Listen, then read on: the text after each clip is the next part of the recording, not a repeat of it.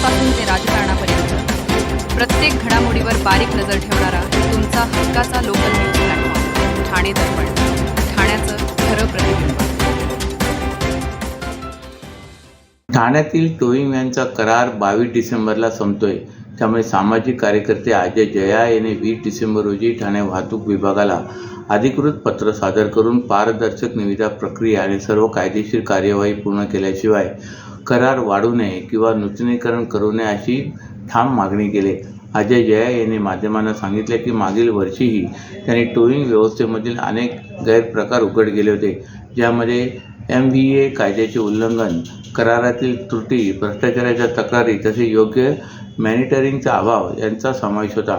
या प्रकरणावर आक्षेप घेतल्यानंतर विभागाने काही काळ टोईंग बंद केले होते, परंतु नंतर पुन्हा सुरू केले। त्यामुळे सातत्यपूर्ण माहिती उपलब्ध न झाल्यामुळे त्यावेळी न्यायालयात जाणे शक्य नव्हते।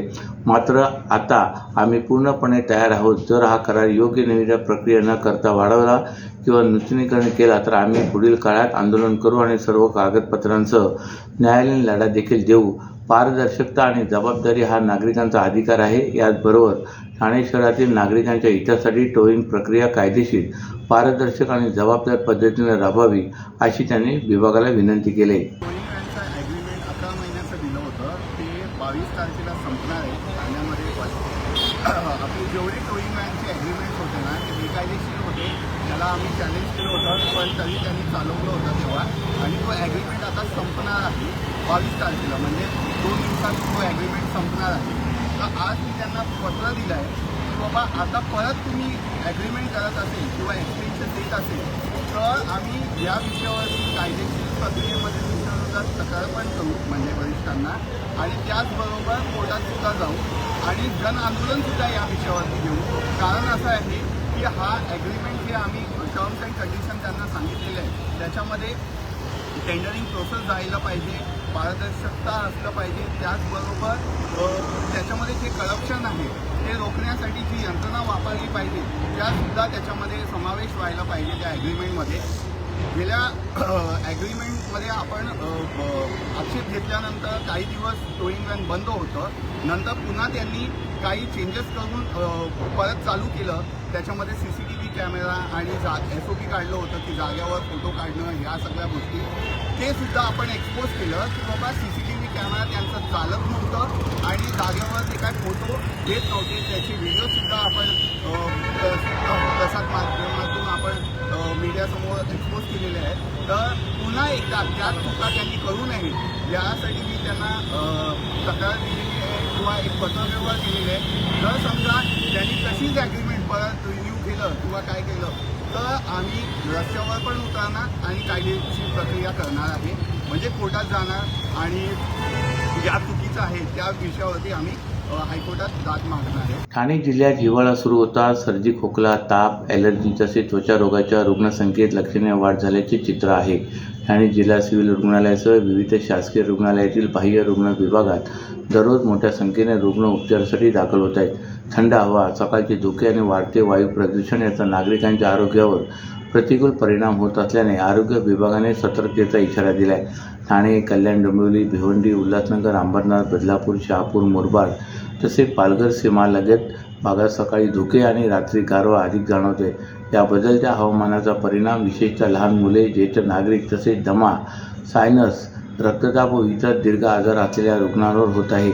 सिव्हिल रुग्णालयात सर्दी, खोकला, घसा दुखणे, ताप, नाक वाहणे, डोकेदुखी, त्वचा कोरडी पडणे अशा तक्रारी येऊन रुग्ण मोठ्या संख्येने येत आहेत। काही रुग्णांमध्ये श्वसनाचा त्रास, छातीत जडपणा व ॲलर्जीची लक्षणे आढळून येत आहेत। हिवाळ्यात साथीचे आजार पसरण्याची शक्यता अधिक असते।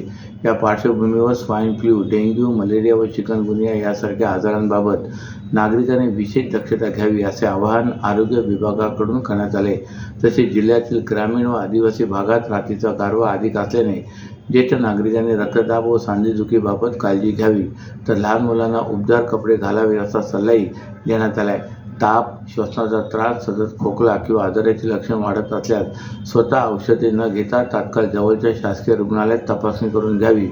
पुरेसे पाणी पिणे, गरम व पौष्टिक आहार घेणे, सकाळी धुके असताना मास्कचा वापर करणे, थेट थंड वाऱ्याचा संपर्क टाळणे आणि पुरेशी झोप घेणे आवश्यक आहे। असे जिल्हा शल्यचिकित्सक कैलास पवार यांनी सांगितले. ठाणे महापालिका क्षेत्रात गेल्या काही वर्षापासून बेकायदा बॅनर लावण्याची परंपरा सुरू झाली. असे प्रकार नुकत्याच जाहीर झालेल्या ठाणे महापालिका निवडणूक काळात घडून आचारसंहितेचा भंग होऊ नये यासाठी महापालिका प्रशासनाने कठोर भूमिका घेण्यास सुरुवात केली. त्याचाच एक भाग म्हणून यापुढे आचारसंहिता काळात कोणत्याही प्रकारचे राजकीय, सामाजिक किंवा वैयक्तिक जाहिरात, पोस्टर्स, बॅनर्स, फलक विनापरवानगी लावल्यास संबंधितांवर तात्काळ गुन्हा दाखल करण्यात येईल असा इशारा ठाणे महापालिका आयुक्त सौरभ राव यांनी दिला आहे.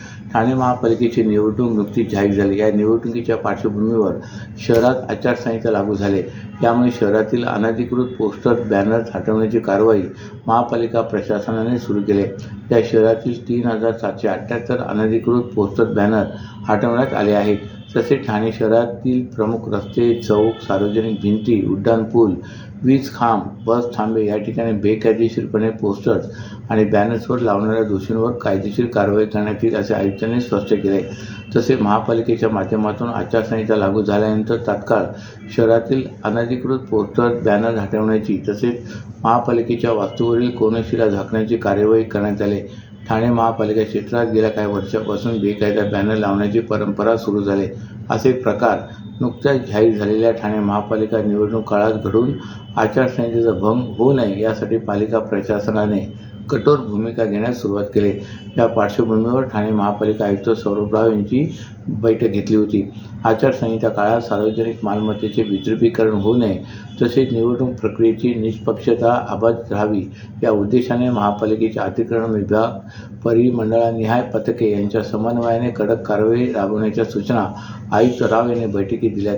यापुढे आचारसंहिता कोणत्याही प्रकारचे राजकीय, सामाजिक किंवा वैयक्तिक जाहिरात, पोस्टर्स, बॅनर्स, फलक विनापरवानगी लावल्यास संबंधितांवर तात्काळ गुन्हा दाखल करण्याचे आदेशही आयुक्तांनी दिलेत. सर्व नागरिकांना आवाहन करण्यात येत आहे की सध्या डासांमार्फत पसरणाऱ्या डेंग्यू या आजाराचा प्रसार रोखण्यासाठी प्रत्येकाने पुढील प्रमाणे कार्यवाही करावी. डेंग्यू आजार एडिस इजिप्ती हा डास चावल्याने होतो. या डासांची पैदास साचलेल्या किंवा साचवलेल्या स्वच्छ पाण्यामध्ये होते. 8 दिवसांपेक्षा जास्त दिवस पाणी उघडे व साचून राहिल्यास त्यात डास अंडी घालतात. अंड्यांच्या अळ्या तयार होऊन पुढे डास तयार होतात. यासाठी आपल्या घरातील पाणीसाठे उदाहरणार्थ बॅरल्स, पिंपे, टाक्या, हौद, रांजणे इत्यादी दर आठवड्याला रिकामे करून घासून पुसून कोरडे करून पुन्हा भरावे. 1 दिवस कोरडा दिवस म्हणून पाळावा. पाणी साठ्यांना घट्ट झाकणे बसवावीत किंवा जुनी साडी, चादर, धोतर यांनी बांधून झाकून ठेवावीत, म्हणजे डास त्यात जाऊन अंडी घालणार नाहीत. घराच्या गच्चीवर, आजूबाजूला, अंगणात कोठेही पाणी साचू देऊ नये. भंगार सामान उघड्यावर टाकू नये. उदाहरणार्थ टायर्स, प्लास्टिक सामान, कुंड्या, टाकाऊ वस्तू इत्यादी. अशा सामानात पावसाचे पाणी साठून त्यात डेंग्यूच्या डासांची पैदास होते. घरातील कूलर्स, फ्रीजच्या पाठीमागील ट्रे हे देखील वेळोवेळी कोरडे करावेत. लक्षात ठेवा, नुसत्या फवारणीने डास घनता कमी होत नाही, तर त्यासाठी डास पैदास ठिकाणे नष्ट करणे ही आपल्या सर्वांची जबाबदारी आहे. कोणताही ताप अंगावर न काढता जवळच्या शासकीय रुग्णालयात मोफत औषधोपचार घ्या. अशा प्रकारे नागरिकांनी सहकार्य केल्यास डेंग्यूचा प्रसार रोखणे सहज शक्य आहे. ठाणे आणि मुलुंड दरम्यान सुरू असलेल्या नवीन उपनगरीय रेल्वे स्थानकाच्या रखडलेल्या कामाला आता गती मिळणार आहे. केंद्रीय रेल्वे मंत्री अश्विनी वैष्णव यांनी उपमुख्यमंत्री एकनाथ शिंदे यांना दूरध्वनी करून रेल्वेच्या अखत्यारीत येणारी सर्व कामे त्वरित सुरू करून खर्चाचा भार रेल्वे उचलणार असल्याचे सांगितले. यामुळे नवीन उपनगरीय रेल्वे स्थानकाच्या कामाला गती येणार असल्याची माहिती खासदार म्हस्के यांनी दिली. ठाणे आणि मुलुंड दरम्यानच्या नवीन उपनगरीय रेल्वे स्थानकाच्या कामास विलंब होत असल्याने लोकसभेतील शिवसेनेचे गटनेते खासदार डॉक्टर श्रीकांत शिंदे आणि खासदार नरेश म्हस्के यांनी सातत्याने केंद्रीय रेल्वे मंत्री अश्विनी वैष्णव यांच्याकडे पाठपुरावा सुरू ठेवला होता. प्रत्यक्ष भेटून निवेदनही दिले होते. खासदार म्हस्के यांनी संसदेत सातत्याने याबाबत आवाज उठवला होता. हिवाळी अधिवेशनात खासदार डॉक्टर श्रीकांत शिंदे आणि खासदार नरेश म्हस्के यांनी केंद्रीय रेल्वे मंत्री अश्विनी वैष्णव यांची भेट घेत रखडलेल्या रेल्वे स्थानकाचे काम त्वरित सुरू करण्याची विनंती केली होती. तर रेल्वे मंत्रालय आणि रेल्वे अधिकाऱ्यांमधील समन्वयाच्या अभावामुळे काम रखडल्याची खंत खासदार म्हस्के यांनी संसदेतील भाषणात व्यक्त करत प्रकल्प मार्गी लावण्याची विनंती केली होती. रेल्वे सल्लागार समितीच्या बैठकीतही खासदार म्हस्के यांनी हा मुद्दा लावून धरला होता. स्मार्ट सिटी मिशन अंतर्गत ठाणे आणि मुलुंड दरम्यान नवीन उपनगरीय रेल्वे स्थानक मंजूर करण्यात येऊन ठाणे स्मार्ट सिटी लिमिटेड त्यांच्या 60% भागाचे काम पूर्ण केले आहे. मूळ अंदाजे 120 कोटीचा हा प्रकल्प आता 245 कोटीपेक्षा जास्त झाला आहे. स्मार्ट सिटी मिशन मार्च 2025मध्ये संपत आहे. त्यामुळे त्याच्याकडे आता अतिरिक्त निधी उरलेला नाही. तर मध्य रेल्वेने त्वरित काम सुरू केले नाही तर निधी अभावी प्रकल्प रखडण्याची भीती खासदार म्हस्के यांनी व्यक्त केली होती. केंद्रीय रेल्वे मंत्री अश्विनी वैष्णव यांनी आता मध्य रेल्वेला तात्काळ काम सुरू करणार असल्याचे आणि या कामाचा खर्च उचलणार असल्याचे सांगितल्याने लवकरच काम प्रगतीपथावर येईल असा आशावाद खासदार म्हस्के यांनी व्यक्त केला आहे. भाजप शिंदे गट युतीबाबत नवी मुंबई पाठोपाठ आता ठाण्यातील भाजपचे कार्यकर्ते आणि पदाधिकाऱ्यांमध्ये नाराजी असल्याचे समोर आले. कार्यकर्त्यांच्या नाराजीबाबत आमदार डावखरे यांनी स्पष्ट भूमिका मांडली. ते म्हणाले की कार्यकर्त्यांची भावना ही निश्चितपणे स्वाभाविक आहे, कारण लोकसभा असो वा विधानसभा भाजपचा प्रत्येक कार्यकर्त्याने बूथची ताकद वाढवण्याच्या दृष्टीने काम केले. त्यामुळे महापालिका निवडणूक ही कार्यकर्त्यांची निवडणूक आहे. ही निवडणूक आपल्याला लढायला मिळेल अशी भावना प्रत्येक कार्यकर्त्यामध्ये आहे. पण भारतीय जनता पक्ष हा शिस्तीचा पक्ष आहे. त्यामुळे शेवटचा निर्णय हा पक्ष सेटिंगचा असतो. जो निर्णय ते घेतील तो निश्चितपणे प्रत्येक कार्यकर्त्याला मान्य राहील अशी प्रतिक्रिया आमदार डावखरे यांनी व्यक्त केली. मुंबई ठाणे शहरात महापालिका निवडणूक एकत्र लढण्याबाबत भाजप शिंदे गट या दोन्ही पक्षातील वरिष्ठ नेत्यांची चर्चा सुरू असली तरी स्थानिक पातळीवरील भाजप कार्यकर्ते तसेच पदाधिकाऱ्यांमध्ये या युतीच्या निर्णयाबाबत नाराजी असल्याचे पाहायला मिळत आहे. ठाणे शहरातील भाजपच्या 18 मंडळ अध्यक्षांनी युती नकोच असा पवित्रा घेतला असून ठाणे शहरातील भाजपचे वरिष्ठ नेते या पदाधिकाऱ्यांची समजूत घालण्याचा प्रयत्न करत आहेत.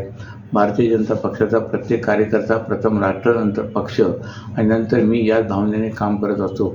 लोकसभा निवडणूक लढवण्याची आमच्या सगळ्यांची अपेक्षा होती, परंतु पक्ष सेटिंगचा निर्णय झाल्यानंतर भाजपच्या प्रत्येक कार्यकर्त्याने ताकदीने लोकसभेचा उमेदवार हा महायुतीचा निवडून आला पाहिजे यासाठी प्रयत्न केले. त्याच पद्धतीने यावेळेस महानगरपालिकेलाही महायुतीचा महापौर बसावा यासाठी निश्चितपणे भारतीय जनता पार्टीचा प्रत्येक कार्यकर्ता काम करेल असे डावखरे यांनी सांगितले. अशाच नव्या आणि ताज्या बातम्यांसाठी ठाणे दर्पणच्या पेजला लाईक करा आणि फॉलो करायला विसरू नका.